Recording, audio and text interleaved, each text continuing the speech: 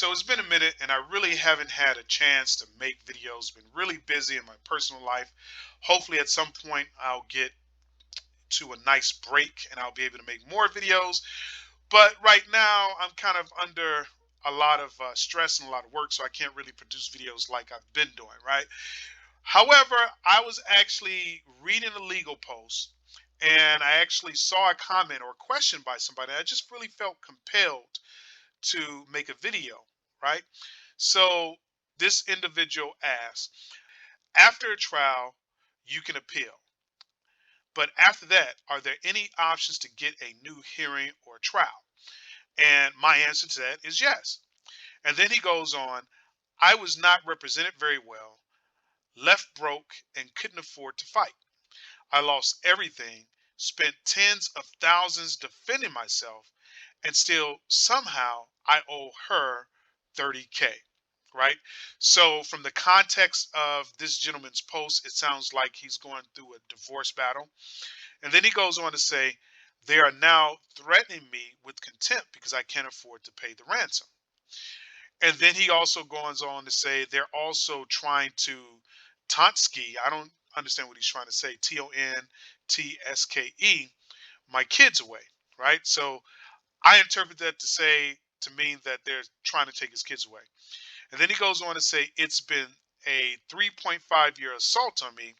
How can I make it stop when I can't afford an attorney? I don't stand a chance on my own. And my answer to that is you kind of have to align yourself with people in the legal community. And if you go pro se, it could mitigate some of the costs and you can increase your chances of winning by aligning yourself with people in the pro se legal community and you can share notes, right? So that's my response to this. But the reason I'm making this video is because he initially thinks that after you lose a case, you just go to appeal, right? He basically says, and I'm just going to reread, after trial, you can appeal. But after that, are there any options to get a new trial or a hearing? So after an appeal, then you would go to the Supreme Court for your state. But let's take a step back. Let's take a step back before you actually appeal a case, right? So I've done a series of videos, and they're basically called How to Escape a Judgment. Okay? That's what these videos are called. They're called How to Escape a Judgment.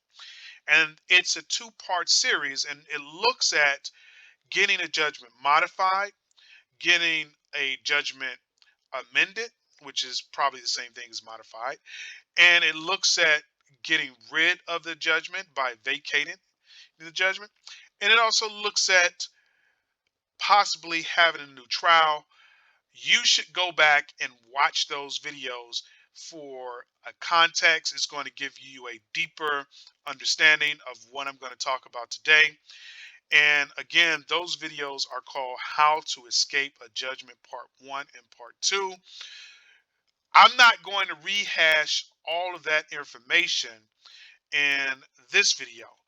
What I am going to do, because this gentleman lives in California, I'm going to talk about what some of his options are from the perspective of the state of California. Now, again, if you're new to my channel and you're just tuning in, you should know that I'm not a lawyer. Of course, if you've watched my videos in the past, you know by now I'm not a lawyer, or you should know that I'm not a lawyer. And if you need legal advice, you want the consultation of a lawyer, you have to go out and get a lawyer. I'm just some Joe Schmo on the internet reading legal information to you, right? So take everything I say with a grain of salt. And let's get into this, right? So right now I'm on California's website as it regards to the statutes and some basic legal information. And this website is legalinfo.legislator.ca.gov, right?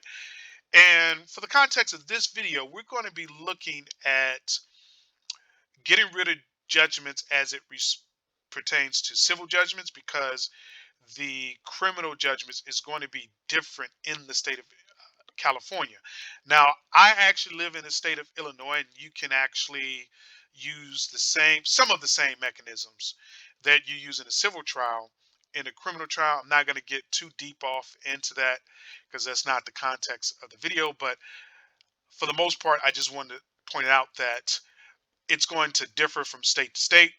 But if you go back and you watch the first video that I did, which looks at the federal civil rules and procedure, that's going to be the general guide.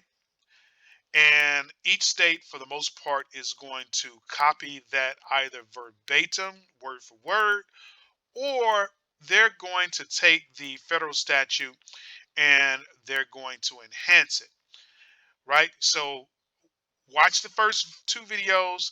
That's going to give you the general concept, and then you should go to your particular state and get into the specific statute or the corresponding statute for your state, and it's going to give you the specifics, right? So the first two videos are going to be general unless you're in federal court. If you're in federal court, it's going to be specific. But if you're not, you need to get the corresponding specific statutes for your states. So I'm on California's legislative website, and I'm just going to click on civil actions, right? And the first thing that I notice is the terms that I'm looking for. This website also has a text search option. So when you click on the text search option, you can put in the keywords. But I found that each state not only has its own laws, but what comes along with that is specific terminology and wording that they use in their judicial systems. So the words I searched for was vacate a judgment, modify a judgment, and amend a judgment. And I wasn't really able to find anything, right? So that was the first thing that I noticed. And after digging deeper, I ended up just going to what I'm just going to call the table of contents for the most part, which it looks very nice. It's actually better than my state, Illinois, or maybe I just haven't gone to the right page. And then once we go to this site, we will come down all the way down to, where is this thing? Chapter 8 of, I'm sorry, Title 6, pleadings of the pleadings and civil actions. And then we go to Chapter 8. And the wording that they're using in California, for the most part, it looks like variants, mistakes in pleadings, and amendments. So actually the word amendment was there, right? But I just found it really difficult to find this in the state of California. You click on this, and again, I'm not going to go through all the general concepts that I've already explained in the first video and the second video. So if you really want to get a deep lecture on how to escape a court judgment, watch the video, the first and second video of this. But we want to go down to 473. And once we get to 473, the first one, there's multiple parts. There's 473, 473.1, so on and so forth. But when we go to 473D, it tells us that the court may, upon motion of an injured party or its own motion, correct clerical mistakes in its judgments or orders as entered, so as to conform to the judgment or order directed, and may, on motion of either party after notice to the other party, set aside any void judgment or order. Now, I'm not used to looking up California judgments and statutes, but this is going to be pretty key because they're saying a lot in this one paragraph, and you really should go back and watch the first two videos that I made on this subject. Maybe I'll call this video How to Escape a Judgment Part 3, and then I'll probably just say California. But The foundation is going to be in the first two videos. If you haven't watched that, you need to go back and watch it. But they're saying a lot because a lot can happen in a court proceeding that could give you the right to go back and modify the judgment or to vacate the judgment entirely, right? So one of the things that could happen is that there could be a clerical mistake, right? So if there's some type of clerical error or administrative error, then you can go back and you can ask the court to fix that, right? And then it talks about void judgments or order. Now, I'm just going to graze over this subject. I believe I covered it in detail in the first two videos, but there are several reasons why judgment could be void. One of the reasons the judgment could be void is because the court didn't have jurisdiction when they made the order. Now, jurisdiction can be a very complicated and really sophisticated thing. I'm going to oversimplify it right now for the purposes of this video. And we're just going to break jurisdiction down into three categories. The first category is that you didn't receive proper notice and you didn't know that they had this proceeding, and that's going to be called personal jurisdiction, right? So if they put a default judgment in, or you didn't have notice, or you didn't even know the trial was going on, and you can reasonably show the judge that that was the case, then the court is going to more than likely vacate that judgment and get rid of it, right? The other reason the court may not have had jurisdiction is something called subject matter jurisdiction. Now, if a court doesn't have subject matter jurisdiction, it doesn't really have the right to make a decision on a particular case, on a controversy. So this basically means that there's certain things that the court cannot entertain, and there's certain things that only certain courts can entertain. And I'm not going to go too deep in that or go off on the deep end on that subject because, like I said, it gets really complicated.